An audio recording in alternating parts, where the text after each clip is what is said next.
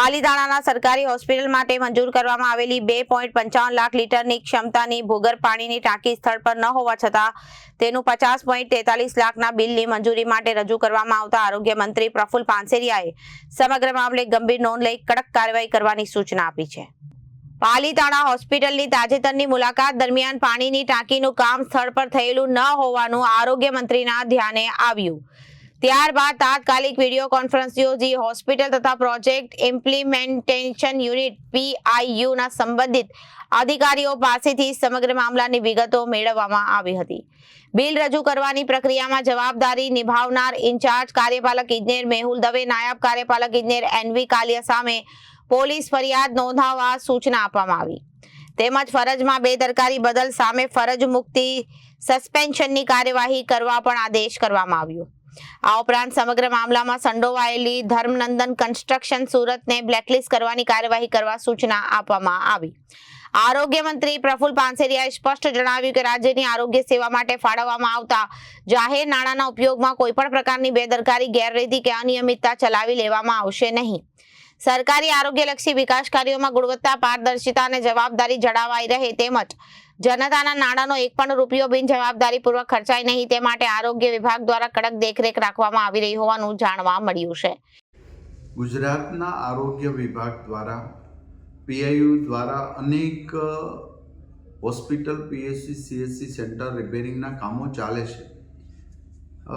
પાલીતાણા સરકારી હોસ્પિટલમાં 2.5 લાખ લીટરની ભૂગર્ભ ટાંકી મંજૂર કરીને અમે વર્ક ઓર્ડર આપ્યો હતો અને મારી સરપ્રાઇઝ વિઝિટમાં પણ મેં આ ટાંકી જોવા, ભૂગર્ભ 2.5 લાખ લીટરની ટાંકી જોવાનો આગ્રહ રાખ્યો। ત્યારે ત્યાંના તંત્રને ખબર ન હતી કે અમારે અહીંયા ટાંકી નથી બની, પરંતુ ત્યાંના એન્જિનિયર કાર્યપાલક મેહુલ દવે અને નાયબ કાર્યપાલક ઇજનેર NV કાલિયા દ્વારા અહીંયા બિલ પાસ કરવા માટે એજન્સી ધર્મનંદન કન્સ્ટ્રક્શન સાથે મેળાપણી કરી 2.5 લાખ લીટરની ટાંકી બનાવી જ નથી અને બિલ મંજૂરી કરવા માટે જ્યારે અહીં આવ્યું ત્યારે અમારા PIU વિભાગના અધિકારીશ્રીઓ મારા વિઝિટમાં પણ મેં આ ટાંકી ક્યાંય જોઈ ન હતી।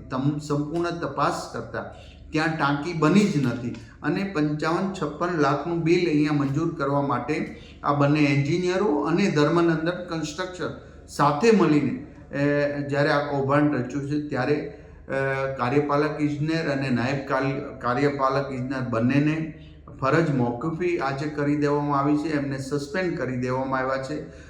ધર્મનંદન કન્સ્ટ્રક્શન કંપનીની પર બ્લેકલિસ્ટ કરી દેવામાં આવી છે ને ધર્મનંદન કંપની, મેહુલ દવે અને NV કાલિયા આ ત્રણેય પર પોલીસ કેસ કરવાની મેં મારા વિભાગને સૂચના આપી છે। માટે બધી જ જગ્યા પર ચાલતા કામોમાં કોઈ પણ ગુણવત્તામાં કંઈ પણ કચાશ કરશે તો પણ દંડ થશે અને સસ્પેન્ડ થશે, બ્લેકલિસ્ટ થશે અને જેઓ બનાવીને આ રીતનું કૌભાંડ કરી રહ્યા છે એમને પણ દંડ આપવામાં આવી રહ્યો છે। ત્યારે આજે અમારી ટીમ કોઈ એવું ન સમજે કે નાના વિસ્તારની અંદર ચાલેલી કામગીરી એમ જ ચલાવી લેશું। અમે ગમે ત્યાં સરપ્રાઇઝ વિઝિટમાં જશું, આવું ગોતીશું અને અમે સરકારના પાયે સમાજ લોકોના પાયે પૈસાનો હિસાબ અમે આ લોકો પાસે માંગીશું। ગરીબ દર્દીઓ માટેની સવલતમાં આટલી મોટી ખરાબ વૃત્તિના લોકો જ્યારે આવું કામગીરી કરતા હોય ત્યારે સરકાર પણ સખ્ત એક્શન લેશે ને લે છે। હજી જે સારી કામગીરી કરે છે ને એનું અભિનંદન પાઠવું છું, પરંતુ બિલકુલ બનાવવાનું 2.5 લાખ લીટરની પાણીની ટાંકી બનાવ્યા વગર જ બિલ મૂકવું, આ તો ગંભીર એમનું કૃત્ય છે। અમને પોલીસ કેસ પણ કરવામાં આવશે, સસ્પેન્ડ પણ કરી દેવામાં આવશે અને બ્લેકલિસ્ટ કરી દેવામાં આવશે। Bureau report, Janadesh news.